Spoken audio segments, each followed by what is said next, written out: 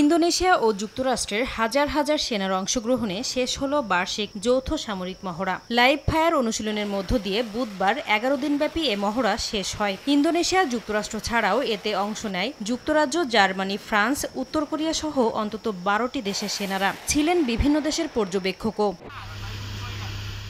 শেষ দিনে মহড়া তত্ত্বাবধান করেন ইন্দোনেশিয়ার সেনাপ্রধান ও প্রতিরক্ষামন্ত্রী, যেখানে দূরপাল্লার কামান, রকেট উৎক্ষেপণ, সমন্বিত নৌ মহড়ার পাশাপাশি সেনারা স্থল অভিযানের নানা কৌশল অনুশীলন করেন।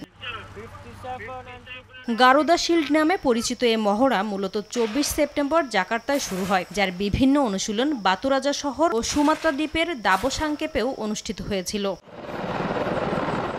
2006 সাল থেকে ইন্দোনেশিয়া ও যুক্তরাষ্ট্র যৌথভাবে প্রতি বছর এ মহড়া চালিয়ে যাচ্ছে। 2022 সাল থেকে বেড়েছে এতে অংশগ্রহণকারী দেশের সংখ্যা। সাম্প্রতিক বছরগুলোতে অন্তত 6500 সেনা এতে অংশ নেয়। এই মহড়ার সমালোচনা করে যুক্তরাষ্ট্রের বিরুদ্ধে চীনা সেনাদের চলাচল সীমিত করতে এবং অঞ্চলটিতে কূটনীতিক প্রভাব খাটাতে এশিয়ান ন্যাটো গঠনের অভিযোগ তুলেছিল চীন।